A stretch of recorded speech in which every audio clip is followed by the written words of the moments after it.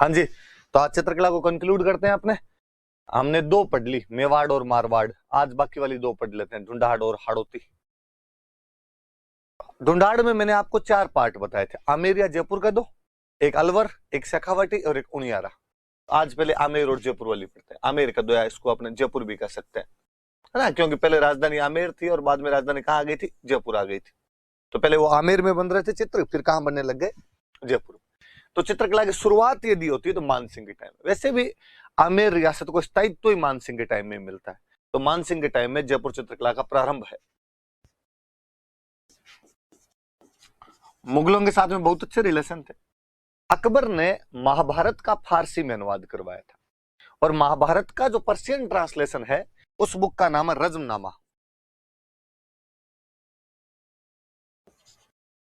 रज्मनामा वास्तव में महाभारत का पर्शियन ट्रांसलेशन है, महाभारत का फारसी भाषा के अंदर अनुवाद है। अकबर ने करवाया था यह अनुवाद। रज्मनामा का मतलब होता है युद्धों की पुस्तक। तो आपने देख लो भाई, महाभारत क्या है, युद्ध की पुस्तक ही है, तो रज्मनामा मतलब युद्धों की पुस्तक है, बुक ऑफ वॉर होती है। अब जब रज्मनामा बनवा रहे थे, अनुवाद करवा रहे थे महाभारत का, तो कहा इसके चित्र कौन बनाएगा? मानसिंह ने कहा सब मैं बनवा दूं। तो रज्मनामा में 169 चित्र बने हुए, 169 चित्र बने हुए, और ये सारे के सारे आमेर के चित्रकारों ने बनाए थे। तो एक तो ये याद रखना है कि भाई रज्मनामा का जो चित्रण है वो आमेर के चित्रकारों द्वारा किया गया था। आमेर के चित्रकारों द्वारा चित्रण किया गया। कितने चित्र बनाए गए थे? तो 169 चित्र बनाए गए थे। ये थोड़ी सी बात याद रहे अपने कि मानसिंह के टाइम में शुरू हुई थी। रज्मनामा जो महाभारत का फारसी अनुवाद है, उसके 169 चित्र आमेर के चित्रकारों द्वारा बनाए गए थे। इसी टाइम में एक और बुक का चित्रण करवाया गया था, और उस बुक का नाम है यशोधरा चित्रण, यशोधरा चरित्र, सॉरी।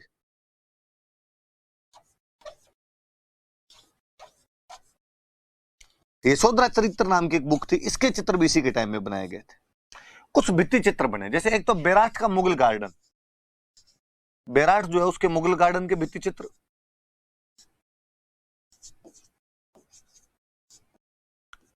और एक मोजमाबाद नाम की जगह, वहां के भित्ति चित्र, ये सारे मानसिंह के टाइम में बनाए गए थे। तो आमेर की चित्रकला मानसिंह के टाइम में शुरू होती है। महाभारत के फारसी अनुवाद रज्मनामा के 169 चित्र आमेर के चित्रकारों द्वारा बनाए गए थे। यशोधरा चरित्र नामक पुस्तक का चित्रण किया गया था। बैराट का मुगल गार्डन और मौजमाबाद के भित्ति चित्र भी इसी टाइम बनाए गए थे। मिर्जा राजा जयसिंह की एक रानी हुआ करती थी, चंद्रावती। भगवान कृष्ण की बहुत बड़ी भक्त थी, इसलिए इसके लिए भगवान कृष्ण के चित्र बनाए गए थे। चंद्रावती के लिए श्री कृष्ण चित्र बनाए गए थे, राधा कृष्ण के चित्र बने थे। वेली, कृष्ण रुक्मणी री, रसिक प्रिया, जिन जिन किताबों में राधा कृष्ण का जिक्र था, वो चित्र इनके टाइम में, मिर्जा राजा जयसिंह के टाइम में बने थे। इन्हीं के टाइम में चूंकि दरबारी थे बिहारी जी, तो बिहारी जी की किताब बिहारी सतसई का भी चित्रण किया गया।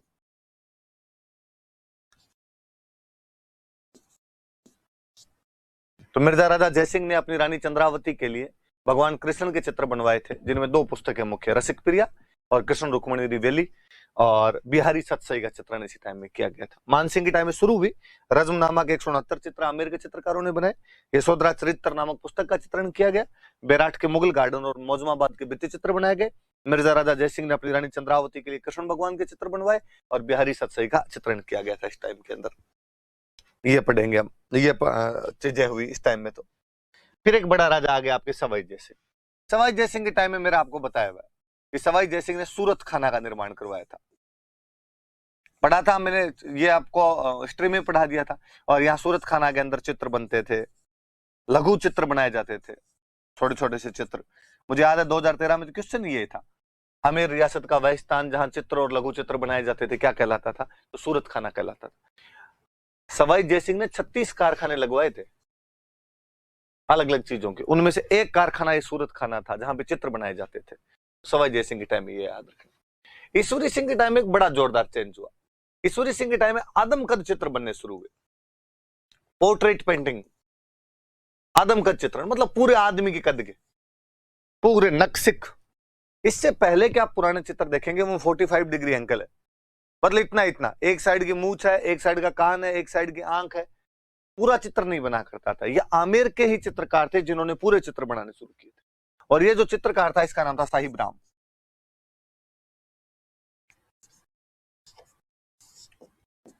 साहिब राम नाम का एक चित्रकार था जिसने ये पूरे पूरे चित्र बनाने शुरू कर दिए थे।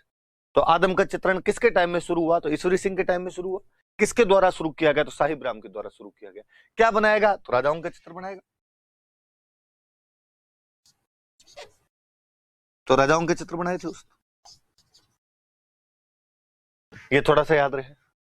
माधो सिंह के टाइम में खूब भित्ति चित्रण किया गया।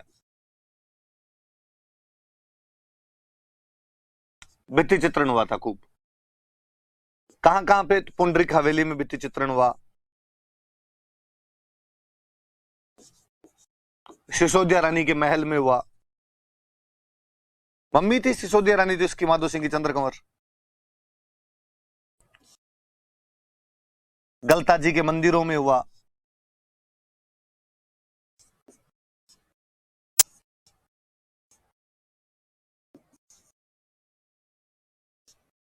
यहां पर भित्ति चित्रण किया गया था। पुंडरीक हवेली में किया गया, गलता जी के मंदिरों में किया गया और सिसोदिया रानी के बाग के अंदर किया गया। प्रताप सिंह का टाइम स्वर्ण काल था। ये बातें भी मैं हिस्ट्री में बता चुका हूं। इस बंदे के टाइम में जयपुर में चित्रकला स्कूल बनाई गई थी। और पढ़ा था कि एक लालचंद नाम का चित्रकार था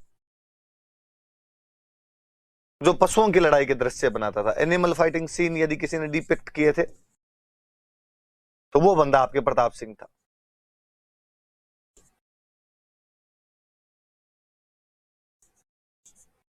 पशुओं की लड़ाई के दृश्य बनाया करता था। प्रताप सिंह का समय जयपुर चित्रकला का स्वर्ण काल था।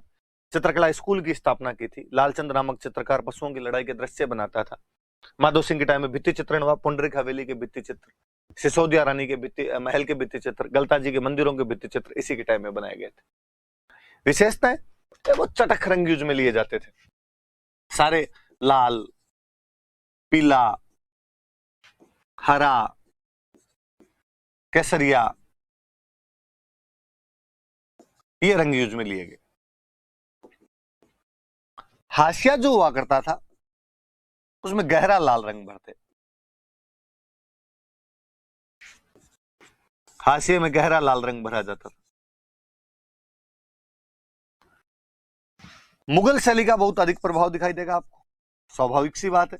अब ये याद ही कर लो कि मुगल शैली का प्रभाव अपने आमेर किले पे भी दिखाई देता है। मुगल शैली का प्रभाव जो है वो आपको इस पे भी दिखाई देगा, चित्रकला पे भी दिखाई देगा। और स्वाभाविक सी बात है कि भाई मुगलों के ज्यादा कांटेक्ट में रहे तो मुगल शैली का प्रभाव है इस पे। भित्ति चित्रण बहुत ज्यादा हुआ और भित्ति चित्रण पे ही ये मुगल शैली का प्रभाव ज्यादा है। भित्ति चित्रण को वही फ्रेस्को किया जाता था। फ्रेस्को बोलते, अराइस बोलते, आला गीला कहते,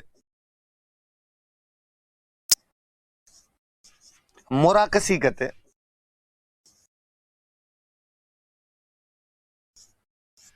मोराकसी कहा करते थे। अलग अलग कई नाम थे अपने आप में। आदम का चित्रण खूब हुआ।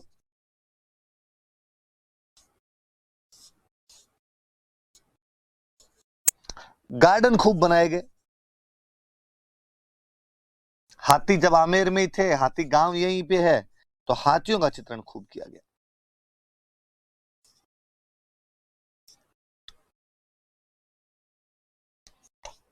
बगीचों के चित्र बने, हाथियों का चित्रण किया गया।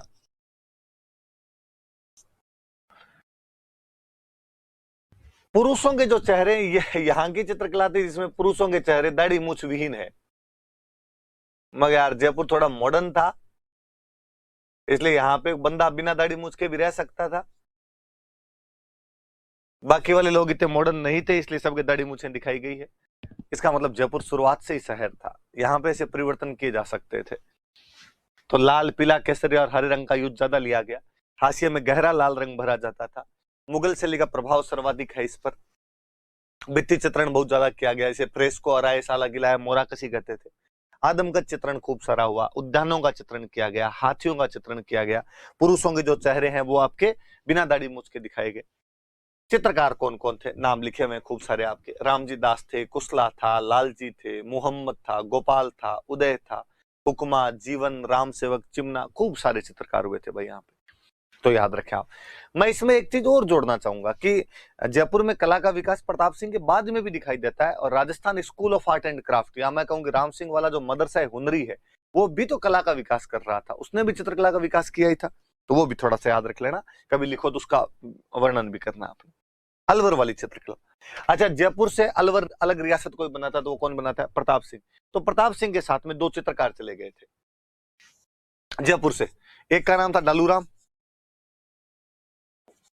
एक का नाम था शिव कुमार। तो प्रताप सिंह के समय जयपुर से दो चित्रकार अलवर चले गए थे जिनके नाम थे डालूराम और शिव कुमार। तो थोड़े थोड़े चित्र प्रताप सिंह के टाइम में बनने शुरू हो जाते हैं। ऐसे प्रताप सिंह के टाइम में राजगढ़ में शीश महल का भित्ति चित्र बनाए गए थे। राजगढ़ में शीश महल है, उसके भित्ति चित्र बनाए गए। बख्तावर सिंह के टाइम में भी इस शीश महल का चित्रण किया गया था राजगढ़ वाले का, इसमें और सारे चित्र बनाए गए।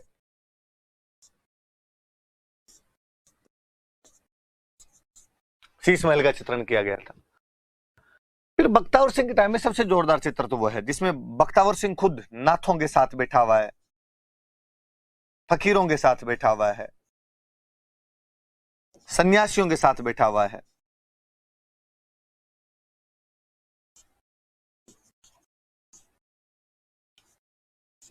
तो बख्तावर सिंह के खूब सारे चित्र मिलेंगे जिनमें नाथों के साथ, सन्यासियों के साथ, नाथ फकीरों के साथ में धर्म चर्चा कर रहा है। उस टाइप के जो चित्र बनाए गए थे वो किसके टाइम में बनाए गए थे? तो बख्तावर सिंह के टाइम में। तो कोई पूछे भाई कौन से राजा के नाथों, फकीरों, सन्यासियों के साथ में चर्चा करते हुए चित्र बनाए गए थे? तो बख्तावर सिंह के बनाए गए थे।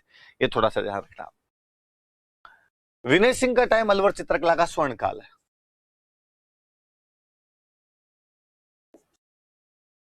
और मैं यदि कहूं कि विनय सिंह का अलवर के चित्रकला में वही स्थान है जो मुगल चित्रकला में अकबर का। अकबर ने जिस प्रकार मुगल चित्रकला को प्रमोट किया था उसी प्रकार अलवर चित्रकला को यदि कोई प्रमोट करने वाला बंदा था तो वो विनय सिंह था। एक बुक हुआ करती थी गुलिस्तां, उसका चित्रण करवाया था इसने।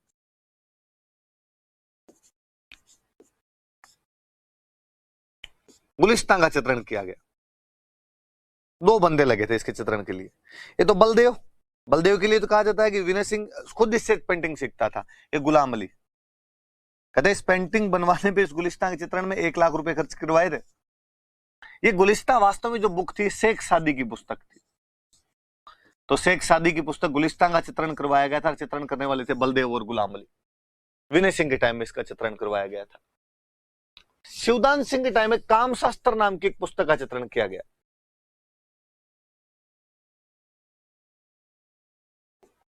कामशास्त्र का चित्रण हुआ। फिर शिवदान सिंह के टाइम के सबसे अच्छे चित्र है जिनमें नफीरी वादन किया जा रहा है। नफीरी सहनाई को ही कहते हैं अपने। तो नफीरी वादन चित्रण यदि किसी के टाइम में होता, बस सहनाई बजाते हुए चित्र जो बनाए गए थे, तो वो भी आपके किसके टाइम में बनाए गए थे? तो शिवदान सिंह के टाइम में बनाए गए थे। तो विनय सिंह का टाइम स्वर्ण काल है। शेख सादी की पुस्तक गुलिस्तां का चित्रण बलदेव और गुलाम अली ने किया था। बलदेव से खुद विनय सिंह जी चित्र बनाना सीखते थे। शिवदान सिंह के टाइम में कामशास्त्र नाम की पुस्तक का चित्रण हुआ और नफीरी वादन चित्रण इनके टाइम में किया गया था। विशेषता है मुगल शैली का प्रभाव है, आमेर शैली का प्रभाव, आमेर से आए थे तो रहना ही था, स्वाभाविक सी बात। ईरानी शैली का प्रभाव,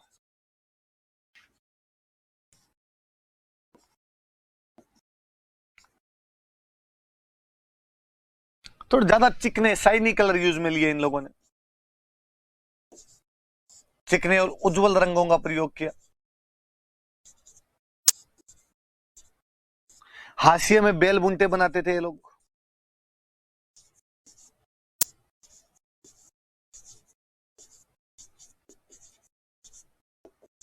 हाशिए में बेल बुंटे, व्यक्तियों की जो शक्ल थी वो आम जैसी शक्ल बनाया करते थे, जैसा आम होता है वैसे मुंह बना दिए जाते थे। आम जैसी शक्ल बनाया करते थे।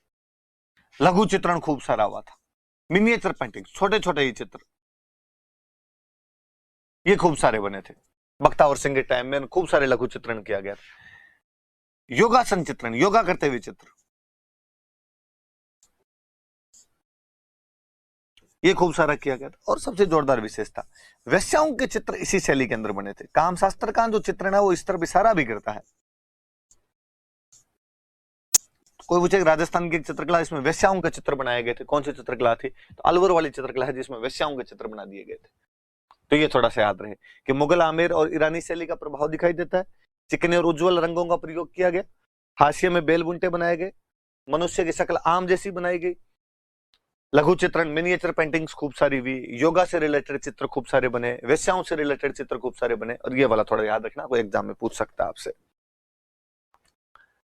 चित्रकारों के नाम, खूब सारे चित्रकार थे वहां पे। शालिग्राम, जमुनादास, नंदराम, छोटेलाल, बक्साराम, राम साहे नेपालिया, राम गोपाल, राम प्रसाद, जगमोहन। ये तो लास्ट में जाके हुए थे आपके जय सिंह के टाइम में।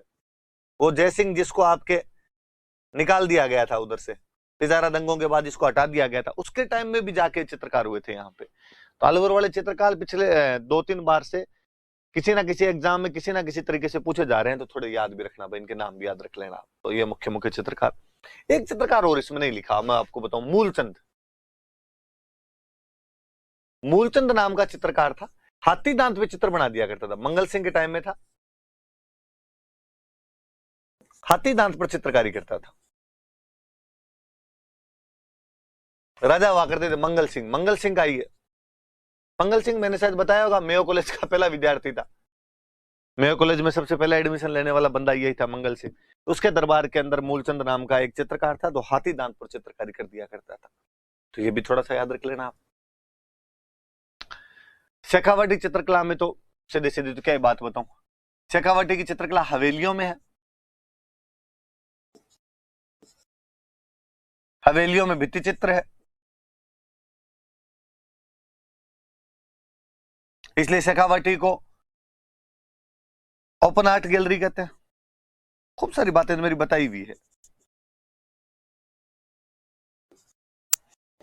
शेखावाटी की हवेलियों में भित्ति चित्र बनाए गए थे, इसलिए शेखावाटी को ओपन आर्ट गैलरी कहा जाता है। नीले रंग का प्रयोग खूब देखने को मिलता है।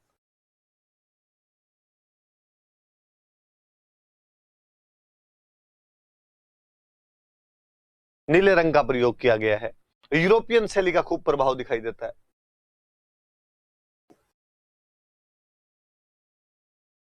अंग्रेजों का प्रभाव है पूरा। यूरोपियन शैली का प्रभाव दिखाई देता है। अब वो भित्ति चित्रों का कोई कंजर्वेशन कर नहीं रहा, उनका संरक्षण किया नहीं जा रहा। फ्रांस का एक बंदा आया था, कोई नादीन ला प्रिंस, फ्रेंच बंदा, एक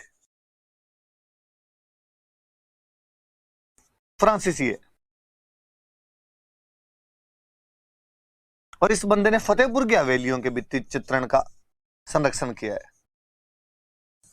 फतेहपुर की जो हवेलियां हैं उनके जो भित्ति चित्र है उनका संरक्षण करने का काम किया है। एक शायद मैं बता चुका था कि उदयपुर वाटी में जोगीदास की छतरी के भित्ति चित्र बहुत अच्छे हैं, जो देवा नाम के चित्रकार ने बनाए थे।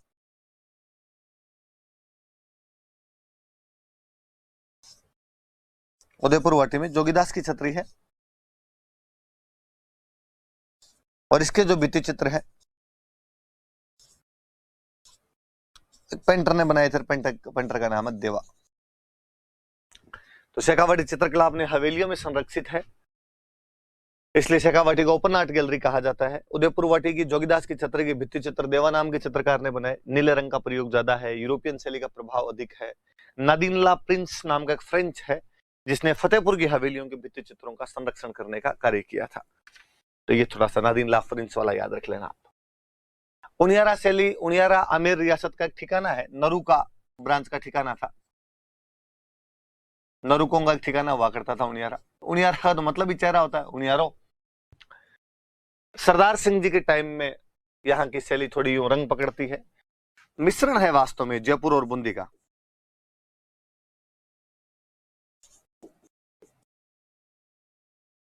जयपुर और बूंदी का मिश्रण है। चित्रकारों के नाम याद रखना, सरदार सिंह के दरबार में थे वो धीमा, भीम, मीर बख्श, काशी, राम लखन, ये मुख्य मुख्य चित्रकार थे। मीर बख्श का एक बहुत अच्छा चित्र है, राम सीता लक्ष्मण हनुमान, देख लो, बना रहा मीर बख्श है। अपने तो राजस्थान की ज्यादातर पेंटिंग मुस्लिम चित्रकारों की है। राम सीता लक्ष्मण हनुमान के चित्र बनाए थे, किसने बनाए थे? तो मीर बख्श ने बनाए थे। किसके दरबार में था? तो राव राजा सरदार सिंह जी हुआ करते थे, उनके दरबार में था। उनियारा आमेर रियासत का नरुकों का एक ठिकाना था, जयपुर और बूंदी से लिखा मिश्रण है उनियारा वाली में, और कोई बात नहीं है इसके अंदर। हाड़ौती पेंटिंग आ गई। हाड़ौती में मुख्यतः दो है, झालावाड़ वाली तो कुछ है नहीं, बूंदी और कोटा हमने पढ़ी थी, अलग अलग दो पढ़ेंगे हम। एक बूंदी के बारे में पढ़ेंगे, पहले बूंदी रियासत थी और बाद में रियासत कौन सी आ गई थी? कोटा। इनके बारे में पढ़ लेते हैं अपने। बूंदी वाली सुरजन के टाइम में शुरू होती है,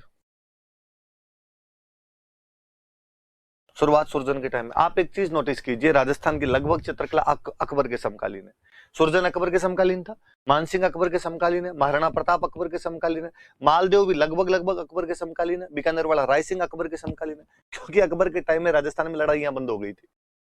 लड़ाइयां बंद हो गई तो थोड़ा शांतिपूर्ण टाइम मिला, शांतिपूर्ण टाइम मिला तो कला गतिविधियों को बढ़ावा मिला था।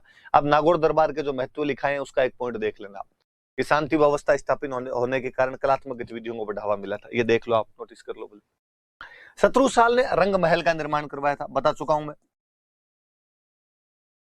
मैंने किले पढ़ाए तभी मैंने बता दिए थे, रंग महल का निर्माण करवाया था जिसमें भित्ति चित्र बनाए गए। अब मैंने उस टाइम भी बताया था कि जो तारागढ़ किला वो अपने भित्ति चित्रों के लिए जाना जाता है। उमेद सिंह का टाइम बूंदी चित्रकला का स्वर्ण काल था।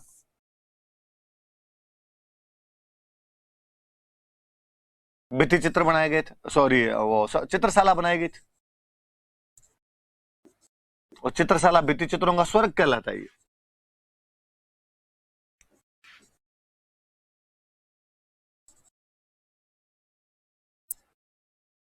भित्ति चित्रों का स्वर्ग कहलाता है। उमेद सिंह का एक बहुत अच्छा चित्र है, 1750 के आसपास का चित्र है, जिसमें उमेद सिंह जंगली सुअर का शिकार कर रहा है। एक भित्ति चित्र बनाया गया था उमेद सिंह द्वारा, जंगली सुअर का शिकार।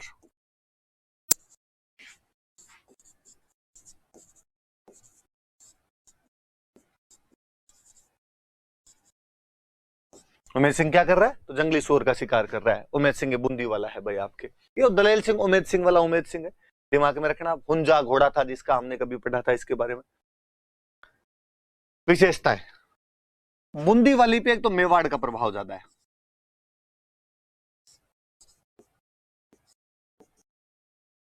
मेवाड़ शैली का प्रभाव। फिर बूंदी वाले राजाओं की साउथ में पोस्टिंग की तो दक्षिणी प्रभाव है,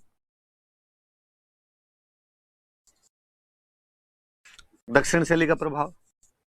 बेसिकली दो राजा, अनिरुद्ध सिंह और भाव सिंह की पोस्टिंग उधर साउथ में रही थी, तो वो वाला टच आता है अपने आप में।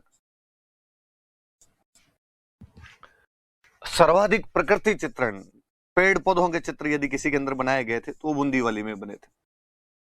प्रकृति चित्रण तो बहुत ही ज्यादा है, कि पशु पक्षियों पेड़ पौधों की चित्रकला है, ये तो नेचर की पेंटिंग थी अपने आप में। नेचर की पेंटिंग होगी तो हरा रंग अपने आप यूज होगा, हरा था, लाल रंग था, हिंगलू कलर ज्यादा यूज लिया गया। मतीराम वाली पुस्तक रसराज का, इसमें भी चित्रण किया। जो मारवाड़ वाली मैंने बताया था उसका इधर भी है।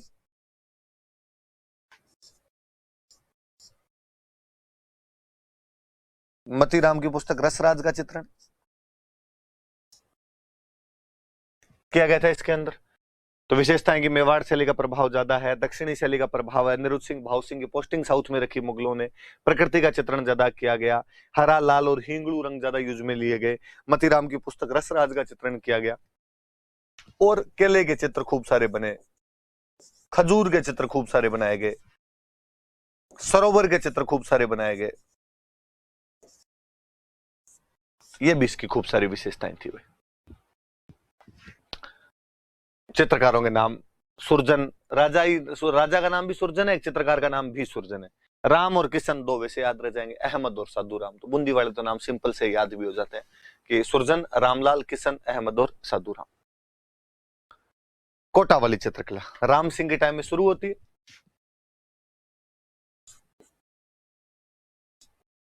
भीम सिंह याद कर लो, वल्लभ संप्रदाय का प्रभाव था।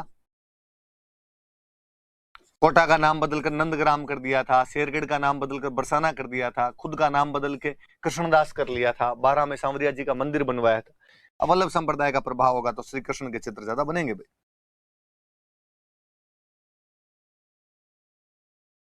श्री कृष्ण चित्र ज्यादा बनाए गए अपने आप के अंदर।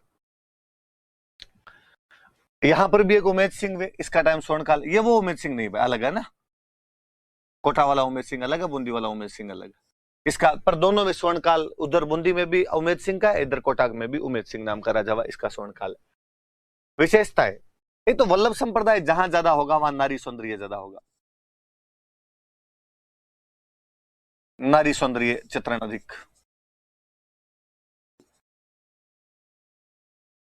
एक इसकी सबसे यूनिक विशेषता शिकार के दृश्य, हंटिंग सीन्स,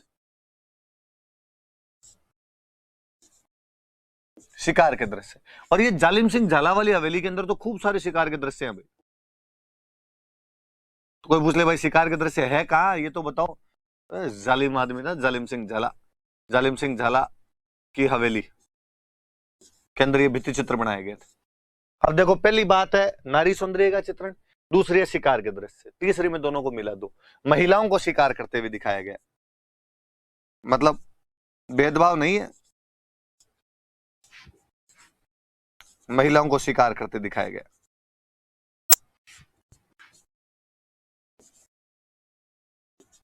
और तब मुझे याद आता है कि 1857 की क्रांति में कोटा की छत्राओं ने रामपुरा कोतवाली पर कब्जा कर लिया था। मुझे लगता है कोटा की महिलाएं तो वैसे भी बहादुर रही है, तो वो यदि शिकार नहीं करेगी तो कौन करे, तो महिलाओं को पशुओं का शिकार करते हुए वैसे दिखाया गया। हल्का हरा रंग यूज में खूब लिया गया, पीला रंग खूब यूज में आया, नीला रंग खूब यूज में लिया गया। शेर के चित्र, मोर के चित्र, चंपा के चित्र,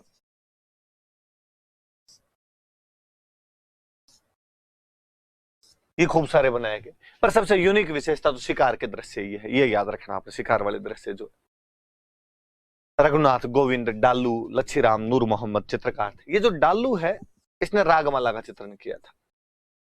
याद आना चाहिए कि मेवाड़ में नासिरुद्दीन और साहिबदीन कर रहे थे, इधर आपके जोधपुर में वीर जी कर रहे थे, इधर आपके डालू कर रहा है, तो ये भी थोड़ा याद रहे। ये चित्रकार हो गए मुख्य मुख्य, ये आपकी चित्रकला होगी। कुछ चित्र फिर मैं लाया आपके लिए आज। गोधुली बेला का एक चित्र है जयपुर का। देखिए गोधुली बेला है तो गाय है जो वापस इस टाइम लौट रही है, तो गोधुली, द हॉर ऑफ गोधुली, जयपुर 1780 का नेशनल म्यूजियम नई दिल्ली के अंदर रखा हुआ पेंटिंग। देखना आप गौर से, यहाँ पे मेरे तो क्या ये बड़ा पर्दा होता है, यहाँ पे इतनी मुझे साफ दिखती नहीं है ये पेंटिंग। आपको छोटा ही उस पर एकदम दिखेगा तो आपको ज्यादा साफ दिखेगा, तो आप ढंग से देखना इसको। तो मेरे को वो अलग माइनर चीजें दिख नहीं रही, तो मैं एग्जैक्टली बता नहीं सकता आपको क्या क्या हो रहा है इसके अंदर। मुझे पता है कि ये चित्र उसका है केवल, आप ढंग से देखना इसको। एक चित्र देख कितना अच्छा, 12 मासा का चित्र है बूंदी का।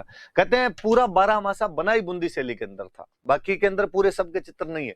ये आश्विन महीने का एक चित्र है, आश्विन महीने का चित्र है 12 मासा का, बूंदी में 17वीं सेंचुरी का छत्रपति शिवाजी महाराज वास्तु संग्रहालय मुंबई के अंदर रखा हुआ है। तो ये आप देखना 12 मासा वाला एक चित्र आपको देखने को मिल जाएगा इसके अंदर। एक चित्र है Maharaja Ram Singh first of Kota hunting lion सेट मुकुंदगढ़। ये देखिए, ये जोरदार सा एक चित्र है जिसके अंदर कोटा के जो महाराजा राम सिंह वो आपके शेर का शिकार कर रहे हैं। मुकुंदगढ़ वाली जो ये मुकुंदरा हिल्स है, मतलब इन मुकुंदरा हिल्स के अंदर तो एक शिकार के दृश्य आ गए, शिकार के दृश्यों की पेंटिंग है अपने। ये अनिरुद्ध सिंह हाड़ा है,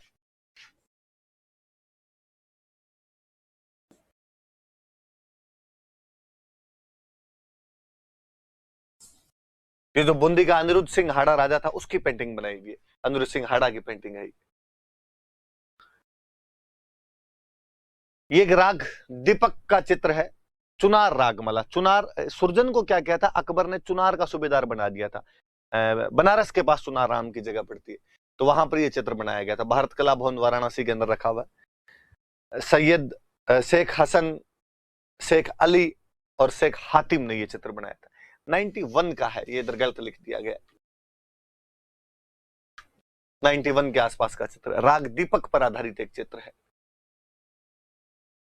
ये लिखा हो भी उस पर दीपक राग, ये देखिए यहाँ पे देखेंगे तो आप। मैं देखो आपको बता रहा था चोर 85 का शैली, मैंने कहा था डगलस गैरेट और बेसिल गे कहते हैं कि चोर 85 का शैली का उद्गम है वो मेवाड़ से हुआ। उस दिन मैं चित्र लाना भूल गया था। ये चित्र है जिसमें बिलहन बैठा है और चंपावती उसकी प्रेमिका है। तो विलहन ने खुद को चोर के रूप में दर्शाया विलहन को, और चंपावती दिखाई हुई है कि चोर किस प्रकार से मिलने के लिए इनके आता है, उस पर आधारित चित्र है।